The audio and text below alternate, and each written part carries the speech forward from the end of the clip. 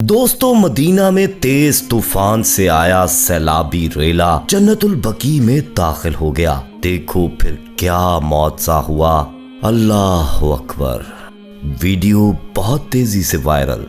मौजा TV official के मोहतरम देखने और सुनने वालों, अस्सलाम वालेकुम।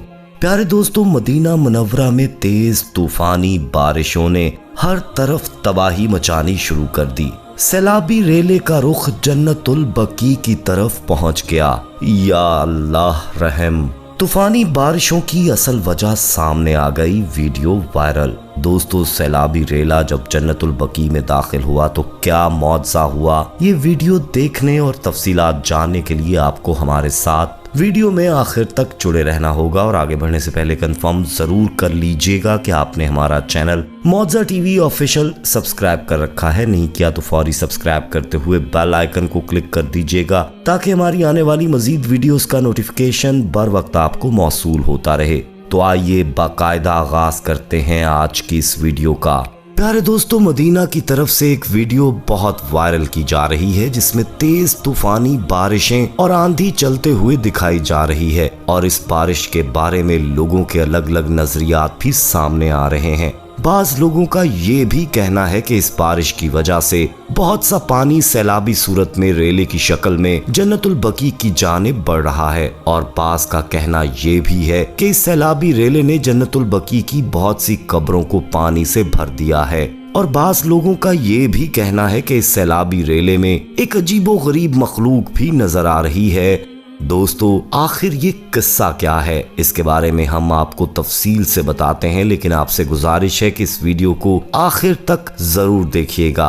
दोस्तों, अजमल नामी एक शख्स जो कि शेखोपुरा से उम्रे की अदायगी के लिए खाना काबा गया था, वहां पर उम्रे की सादत के बाद वो मदीना मुनव्वरा चला गया। उस शख्स का कहना है कि जिस वक्त वो मदीना पहुंचा दोपहर का वक्त था, लेकिन मदीने का मौसम मक्के से कदरे बेहतर था। ठंडी हवाएं चल रही थीं और आसमान पर गहरे बादल भी कहीं कहीं नजर आ रहे थे। लेकिन देखते ही देखते वो स्याह बादल पूरे आसमान पर फैल गए। यकदम ही मदीना मुनव्वरा में यूं लगने लगा जैसे मगरिब का समा हो गया हो। अजमल कहने लगा कि आसमान को देखकर हमें यूं महसूस होने लगा था कि जैसे अभी बारिश शुरू हो जाएगी, लेकिन बारिश की जगह आंधी का तूफान सा उठने लगा। चारों तरफ गर्द उड़ने लगी। वो शख्स कहने लगा कि हमें ये बात समझ नहीं आ रही थी कि इतनी मट्टी हवा के जरिए आ रही है। बहुत से ज़ायरीन ने अपनी आंखें जोर से बंद कर लीं। आधा घंटा वो मट्टी का आंधी तूफान मुसलसल चलता रहा और इसके बाद तेज तूफानी बारिश होने लगी।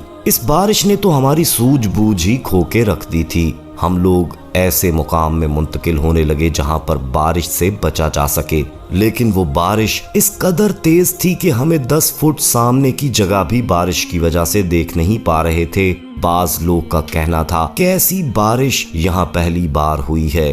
सब लोग ही परेशान हैं कि आखिर मौसम एकदम से क्यों और कैसे बदल गया, क्योंकि महकमा मौसमियात की तरफ से ऐसी कोई पेशन गोई बताई नहीं गई थी। वरना मौसम में अगर कोई रद्दो बदल होनी है तो पहले से ही पेशन गोई कर दी जाती है ताकि मुकामी लोग और ज़ायरीन अपनी हिफाजत कर सकें। लेकिन ये तूफान तो आनन फानन आया था और पानी रेले की शक्ल में बहने लगा था। लेकिन इसके बाद ये सुनने में आने लगा कि सैलाबी रेले का रुख जन्नतुल बकी की जानिब है। ये सुनकर बहुत से ज़ायरीन खराब मौसम की परवाह किए बगैर जन्नतुल बकी की जानिब रवाना हो गए। अजमल का कहना था कि वो भी उन्हीं ज़ायरीन के साथ जन्नतुल बकी की तरफ जाने लगा। वो कहने लगा पानी इस कदर जमा हो चुका था कि हमारे घुटने तक पानी में डूबे हुए थे। हमारे पूरे कपड़े पानी में भीग चुके थे। सर्द हवा जब चलती तो हमें कांपने पर मजबूर कर देती। उसका कहना था कि जब हम लोग जन्नतुल बकी में पहुंचे तो वहां पर पानी कब्रों को भिगोने लगा था और वहां का अमला वहां से पानी निकालने की कोशिश कर रहा था। लेकिन इसके बाद इस पानी के अंदर से जो मखलूक नजर आई उसे देखकर लोग पूरी तरह से घबरा गए थे। अजमल का कहना था कि पहले तो उसे लगा कि ये उसका वहम है या फिर आंखों का धोखा, लेकिन जब ये बात बहुत से ज़ायरीन ने कही तो अजमल भी परेशान हो गया कि पानी में ऐसी मखलूक कैसे आ सकती है। दोस्तों, अजमल कहने लगा कि हमें यूं लग रहा था कि जैसे बड़े साइज की मछलियां पानी के अंदर मौजूद हों, लेकिन इन मछलियों जैसी मखलूक का आधा धड़ किसी और जानवर जैसा था। कभी हमें बंदर नजर आने लगा जिसकी शक्ल इंसानी शक्ल के मुशाबहे नजर आने लगती। ये एक दिल दहला देने वाला मंजर था। बहरहाल ये सब देखकर सभी लोग परेशान हो गए, लेकिन होश उस वक्त उड़े जब वो सब मछलियां जन्नतुल बकी के कोने की तरफ जाकर एक कब्र के अंदर मुंह मारने लगी। ये देखकर सब ये सोच में पड़ गए कि आखिर ये माजरा क्या है। दूसरी अजीब बात ये थी दोस्तों कि वहां के गोरकन ने कहा कि इस कब्र पर कोई भी तख्ती नहीं लगी, और जहां तक इस गोरकन को याद पड़ता है कि वहां पर कोई कब्र मौजूद ना थी। फिर ये कब्र किसकी थी? दोस्तों अचानक से कब्र की मट्टी हटी और एक जोरदार चीख से अजमल की आंख खुल गई। जो कुछ उसने ख्वाब में देखा था वो बुरी तरह से घबरा गया था। वो अभी मदीना नहीं गया था बल्कि उम्रे की अदायगी के बाद हरम शरीफ में ही कुछ देर सस्ताने के लिए लेटा था कि उसकी आंख लग गई, और फिर जो कुछ उसने ख्वाब में देखा वो परेशान हो गया था। मदीना में आंधी का तूफान आना, तूफानी बारिश और इसके बाद जन्नतुल बकी का वाकया सबसे पहले ख्वाब था। अजमल ने वुजू किया और नवाफिल पढ़कर अल्लाह से खैर की दुआ करने लगा। इसके बाद ही वो मदीना की जानिब रवाना हुआ था। ज़ियारत रसूलुल्लाह सल्लल्लाहु अलैहि वसल्लम के रोज़ा मुबारक के बाद वो जन्नतुल बकी में चला गया। हालांकि वो पहली बार सऊदीया में था और ये उसका पहला उम्रा था। मदीना में पहली बार आया था। जन्नतुल बकी को भी पहली बार देख रहा था, लेकिन ख्वाब में जैसा उसने जन्नतुल बकी को देखा था वो हकीकत में भी बिल्कुल वैसी ही थी। अजमल चलते हुए उस मुकाम पर पहुंच गया जहां पर उसने ख्वाब में मछलियों को मुंह मारते हुए देखा था। वहां पर वाकया एक ऐसी कब्र मौजूद थी जिस पर कोई भी तख्ती नहीं लगी हुई थी। उसने वहां पर मौजूद अमले से ये पूछा कि इस कब्रिस्तान का गोरकन कौन है, मुझे इससे बात करनी है। कुछ ही देर बाद वो गोरकन भी वहां पर पहुंच गया। अजमल ने अपना सारा ख्वाब उस गोरकन को सुनाया, जिसे सुनकर वो परेशान हो गया। वो कहने लगा कि चंद दिन पहले यहाँ पर रात के वक्त चंद अफराद आए थे और कहने लगे कि वो गाड़ी में सवार थे, तो उसी दौरान उनके एक दोस्त का इंतकाल हो गया है और हम उन्हें गुस्ल दे चुके हैं। बराए मेहरबानी आप इसे यहीं कहीं जगह देखकर दफना दें। गोरकन कहने लगा कि मैंने उन्हें यही जगह बताई थी और इस मुर्दे को भी यहीं दफन किया गया था। फिर कहने लगा कि जो ख्वाब तुमने देखा है ऐसा ही एक ख्वाब मैंने भी देखा है। मैं खुद परेशान था कि आखिर इस कब्र में ऐसा कौन सा शख्स दफन हुआ है जिसके बारे में शायद हमें ये इशारा दिया जा रहा है कि वो अच्छा नहीं था और उसे यहाँ से निकाल दिया जाए। ये बात जन्नतुल बकी के इंचार्ज से की गई तो उसने कहा कि इसके लवाहकीन को यहाँ बुलाया जाए। जो नौजवान इस मैयत को यहाँ दफनाने आए थे उनके फोन नंबर दर्ज किए गए थे और इनसे राब्ता करके उन्हें वहाँ बुलाया गया और पूछा गया कि आखिर इस शख्स का ऐसा कौन सा अमल था जिससे हमें ये इशारा किया गया है कि इसे यहाँ से निकाल कर कहीं और दफन किया जाए। उसके दोस्त ये सुनकर नजरें चुराने लगे। फिर एक दोस्त कहने लगा कि ये शख्स जानवरों का डॉक्टर था और नित नए तजुर्बे करता था। उसने कभी बंदर और इंसान के तौलीदी जरासीम का तबादला करके बंदरियों से ऐसी अफजाइश नस्ल करवाने की कोशिश करता जो कुछ बंदर और कुछ इंसानी शक्लो सूरत जैसी थी। इसी तरह कभी मछलियों पर, परिंदों पर ऐसे तजुर्बात करता जिसकी वजह से वो जानवर निहायत तकलीफ दे अमल से गुजरे थे। उस शख्स के दोस्त कहने लगे कि हमने उसे बहुत मना किया कि इस तरह के तजुर्बे करना कुदरत के कामों में दखलंदाजी देना है, इसलिए ऐसा काम ना करे। लेकिन उसे अपनी शोहरत अजीज थी। वो चाहता था कि मैं कुछ ऐसा काम करके दिखाऊं जिससे कि मेरी शोहरत हो जाए, लोग मेरा नाम जानने पहचानने लगें। शायद ये अमल अल्लाह को पसंद नहीं आया। जब ही दो लोगों को एक जैसा ख्वाब दिखाया गया। बहरहाल दोस्तों बाद में वो कब्र खोदी और उस मैयत को बाहर निकाल कर उसके लवाहकीन के हवाले कर दिया और कहा कि इसे कहीं और दफन कर दो।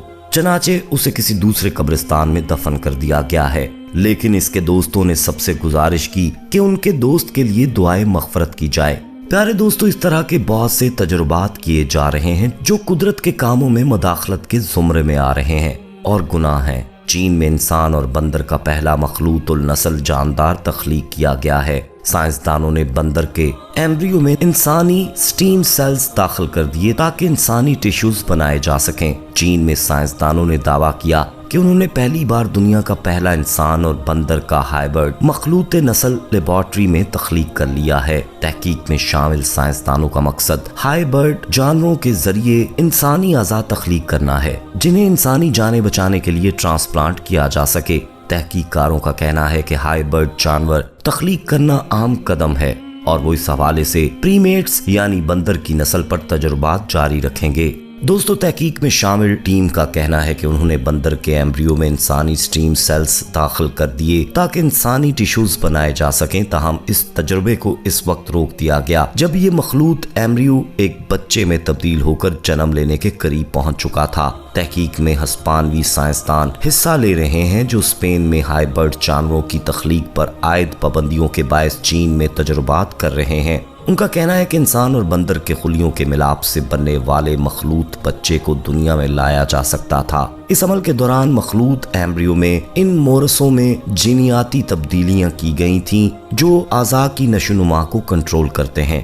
इस तजुर्बे पर अखलाकी एतराज़ात भी उठाए गए हैं क्योंकि ये कुदरत के कामों में मुदाखलत है और जिसकी सख्त ममानियत है कि इसी वजह से उस शख्स को जन्नतुल बकी में से निकालने का इशारा किया गया था। अल्लाह ताला तमाम लोगों पर रहम फरमाए और हमें सीधा रास्ता दिखाए और हमारा खातिमा ईमान पर हो।